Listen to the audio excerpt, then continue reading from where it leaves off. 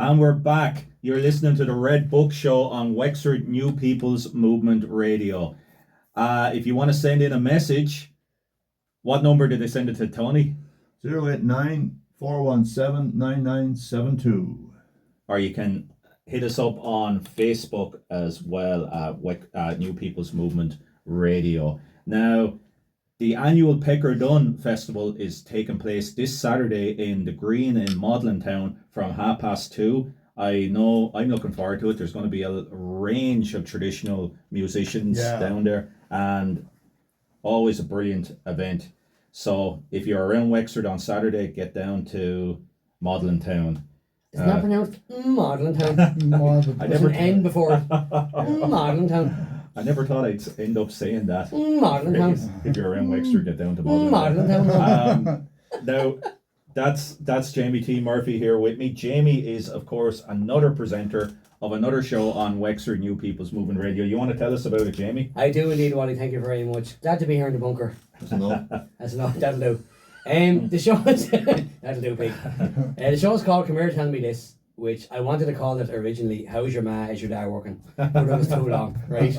Because basically what it is, Wally, as you're probably aware, I'd be heavy into the films and the music and the books as well, but more so film and music. So the show basically is getting people on who you might know or I might know, but we don't really know anyone. So I ask them to pick three things: a film, a book, and a song. Now, not their favourite stuff, because that changes the whole thing. Yeah. But everyone can, well, I can anyway, I can link massive parts of my life, sad, good, indifferent, to either a film, a book, or a song.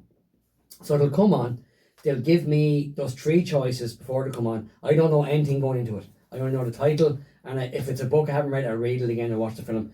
And they tell me stories. Steve was on, you were on. That was magic. I mean, it's electrifying to Thank you very be much on that show. Thank you. Yeah. It's you see, Steve, the thing about I kind of, especially like gigging and playing music, like you'd meet people and you wouldn't know them at all, but you could play a song that their dad used to sing, or to come up to you at the end of the gig and go, look, that was my mom's funeral song, it was my dad's wedding song, you know. And you don't think at the time that stuff impacts people's lives that heavily. But like you were saying about Springsteen, like I mean that's a great story, like, but I didn't know any of that. But like stuff, like, it could be a sad memory, it could be a happy memory, you don't know. But I find it out, and it's lovely because the conversation kind of goes in ebbs and flows. And like I had no idea where your mom was going with Springsteen, but that was a great story. Yeah. Not as good as the one where you told me one of the Von Erichs knocked you out. But yeah, we'll talk about that next time, right? That's a far better story, right? But it wasn't in that context. But I didn't know any of that. And now that's amazing. Yeah. Like when you asked me about the favorite book, the favorite movie, and the favorite song, not favorite, but the one most influential, I was right away picking two of them. I didn't even have to think about it. And the other one I had to think about just a little bit, you know. And it was the book was giving you trouble, wasn't it? You were kind of iffy about the book. No, or the film. It was the film. It was the film, Choice between two. Yeah. But I mean, the other two, I knew what the book was. I'd known that my whole life. I knew what the song was. I've known that for 40 years, you know. So it was easy, and it was so fun to do the show. Thank you very much. Yeah. It's kind of off the cuff. It's kind of like Tommy Tiernan show. Like I no, only difference is I know who's coming on, but whatever happens over the course of the show. Like I've no idea. I know the films, the books. I know the titles. That's it. Yeah. I don't know anyone's story. I haven't a clue what's going to happen. Like Paddy Power was in last week. Now Paddy was great. He opened up about his emotional kind of mental struggles, and it was really nice. And I said to him before we started, I said, look, if it goes that way, you tell me as little or as much as you want. But it kind of happened, and I talked about my depression, and it was kind of a thing where we opened up, and I'm thinking, if one person heard that, and you know, and we're not here to change the world, but if someone hears that and go, you know what, I feel a bit like that. Just something to connect to someone. And like if you see a film and go, you see yourself on screen, or you read a book, and especially at a young age, like I was 12, 13, it's kind of nowadays kids have a lot of pressure on them, and if they can latch on to something, anyone, mostly kids, because it's pressure and stuff, like. But I remember the first time I heard the Beatles, like that opened my mind. Like that made me pick up a guitar, it made me join a band. You know, it made me who I am, like. And I'd love to find out when that happened for other people. That's what the show is about. Every Thursday, 12 o'clock in the bunker. No scripts. This show is really well produced. Mine is just like, what are we going to talk about? Don't worry about it. Where can you hear the back episode? You can hear it back on WN. What's the website, Tony? WN. WNPR. I love PMR. I'm going to get a big sign there. All the information I was used to can do it. WMPMR. Yeah. Oh, I love writing up. Correct. Yeah, you can listen to all the back shows, lads, because they only broadcast when they're live on the link, but you can listen back to it. Paddy's actually got back in touch with me. He wants to do a show. Awesome. Permanent show. He's coming to the meeting tonight. Deadly. Great. You up the lads. But thanks. That's it, Wally. Every Thursday, 12 o'clock. Brilliant. Tune in. And sometimes they have competitions. You can win like a badger or say jump lead or something. Well, I we'll really see what want a happens. badger. I really want a badger. Oh, JJ picked it up, did he? Yeah. Ah, sure, look. Now, it's time now for another exciting edition of Dr. Huennekes Almanac. Now we have it. Let's do it. Okay. Let's do it. You know, things in this world are tending to be going from bad to worse, and we don't have any control over a lot of what's happening. What we're presented with is some failures that are so big we can't even wrap our heads around it. You know, so what I'm going to introduce to you an amazing individual from the 20th century. His name is Albert O Hirschman, and the almanac is going to be all about him. Amazing. Albert O Hirschman wrote a book back in 1970 called Exit, Voice, and Loyalty, and that's the opening to understanding him. You're confronted with failure of a business that doesn't serve you or doesn't say what they do. They leave you short. They let you down. You may even be confronted with failure of your whole nation, or you may be confronted with failure of a marriage, or maybe confronted with like a class that really sucks, you know, and you don't know what to do about it. So what should you do? Should you stay or should you go? Should you speak up or not? If no one listens to your concerns, how do you respond to that? Who deserves your fidelity? Who doesn't?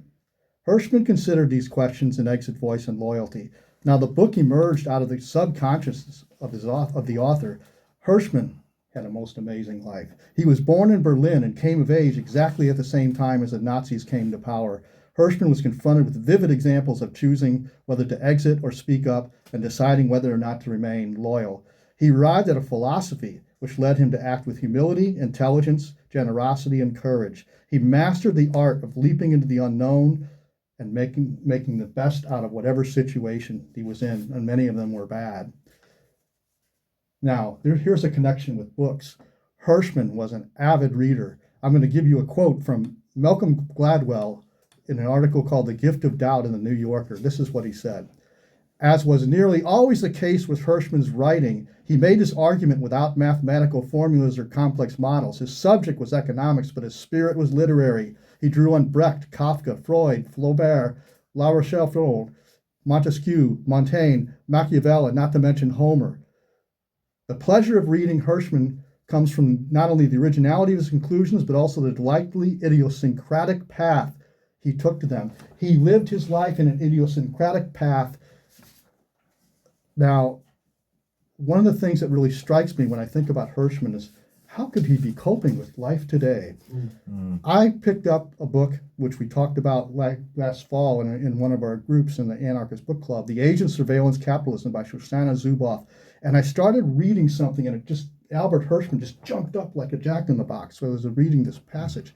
He said that in our world, we're dealing with the fact that our lives are rendered as behavioral data in the first place, that ignorance is a condition of this ubiquitous rendition, this decision rights vanish before our one event we even know there's a decision to make.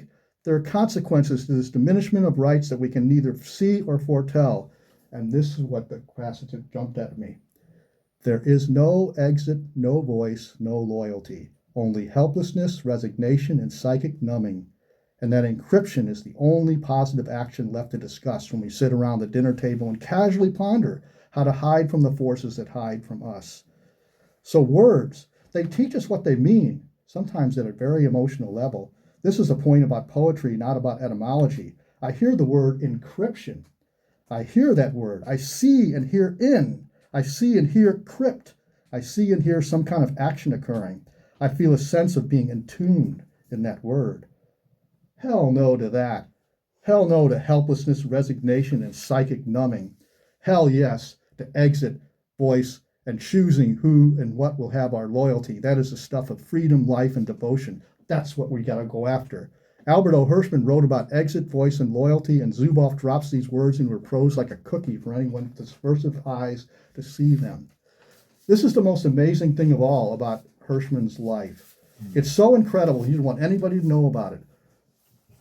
He was in the French army in 1940, and he had to run to avoid being captured. If he was captured and knew he was a German citizen fighting for France, he was a dead man, right? So he fled to the south of France, and there was a guy named Varian Fry. He ran up, he met with him, Beamish. Varian Fry was trying to get a lot of artists and philosophers out of Europe. Have you ever seen the Netflix film Trans-Siberian Railway? Was it no Transatlantic? No. Oh, it's amazing. Albert O Hirschman is a character in that show, but it's different than his actual life. Anyway, this is about how he arrived to work with this guy named Varian Fry, and as Fry's assistant, Albert O Hirschman traded currency on the black market, obtained forged documents and passports, devised ways to transmit messages in toothpaste tubes, arranged for ships to transport refugees, and personally explored escape routes over the Pyrenees into Spain. And that comes from a writer named Robert, I can't pronounce his last name, Dick Graff. He talked about him in a conference in 2013. Imagine all the things he did. They were miraculous. They were superhero-like. Now, I want you to imagine, how could Albert Hirschman have functioned and done these things if he had a smartphone? First of all, if he had a smartphone, the Nazis would have found him just like that, with surveillance capitalism. Yeah. Second of all, he would have paused from forging like some sort of document, a passport. Oh, I got a message on WhatsApp, so I better check that, So his focus was really strong because he didn't have to worry about all of this crap.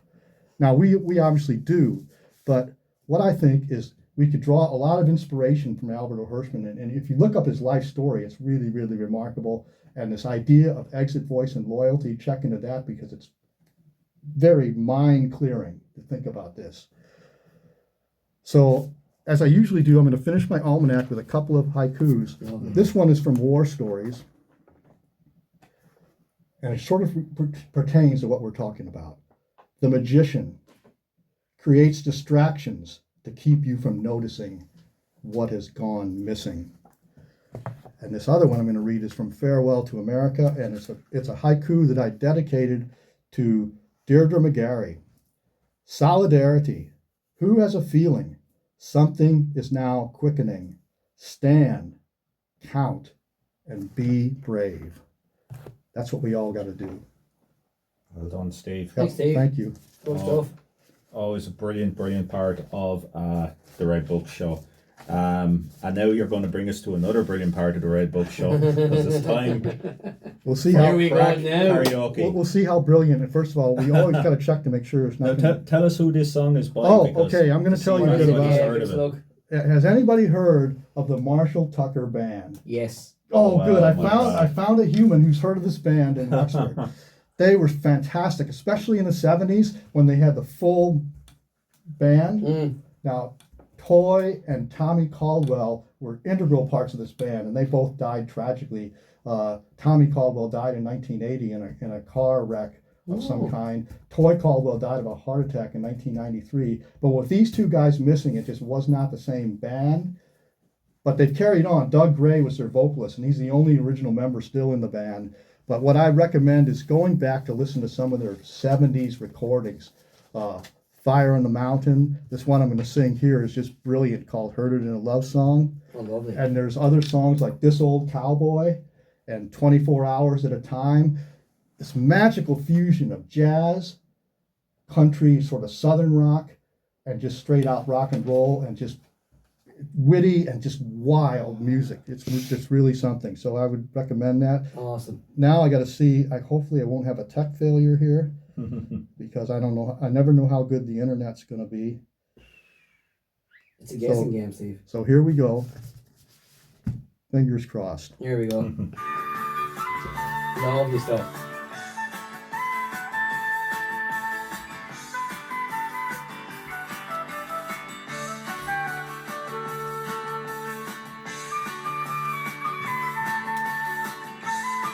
This is from 1977. Awesome. Heard It in a Love Song. Go on, Steve. I ain't never been with a woman long enough for my boots to get old. We've been together so long now they both need resold. If I ever settle down, you be my kind. It's a good time for me to head on down the line. Heard in a love song. Heard in a love song. Heard in a love song. Can't be wrong.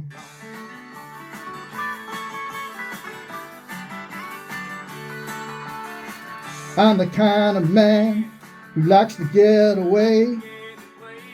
Like to start dreaming about tomorrow today. Never said that I love you, even though it's so. Where's that duffel bag of mine? It's time to go. Heard in a love song. Heard in a love song. Heard in a love song. Can't be wrong.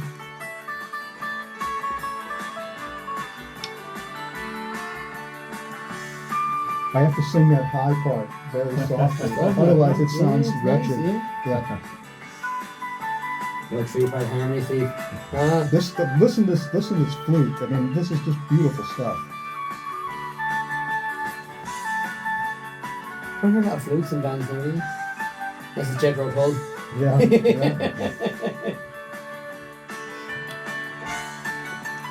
Oh yeah, a bit of honky tonk piano. It's so unreal. Good. It's very joyous song, Steve. I saw them at the Mississippi River Festival. It was just riotous. It was amazing. Back in the good old days. Very joyous song, Steve. Yeah.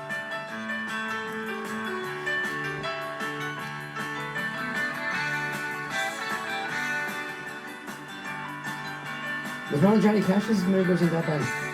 Or did he support him? I gotta start singing. Go on, Steve. He got me dates. I'm gonna be leaving at the break of dawn.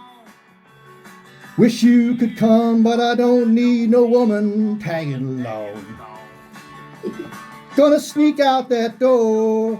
Couldn't stand to see you cry. I'd stay another year if I saw a teardrop in your eye. Heard in a love song. Heard in a love song.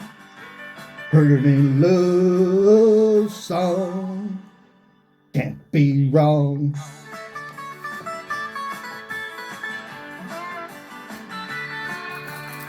I never had a damn thing but what I had to leave it behind. You're the hardest thing I ever tried to get off my mind. Always something greener on the other side of that hill. I was born a wrangler and a rounder, and I guess I always will. Go on, Steve. Heard in a love song. Heard in a love song. Heard in a love song. Can't be wrong. Oh, more flute solo. That's the stuff, yeah. More flute. We're gonna need more flute. More flute. Yeah. Well, should I do it again? More flute. I'll do it again if you want me to. Well done, Steve. Well done, Steve. Well All done. right. Well Yeah, done. I'm glad you Well done. enjoyed that because I It's good to every see time people singing for joy, Steve. That's what I feel in my heart. That was That's lovely, just yeah. magical. Yeah. Now we're going to have another great singer coming up. This is the Reverend Sam Horner with the good shape Kelly Jean.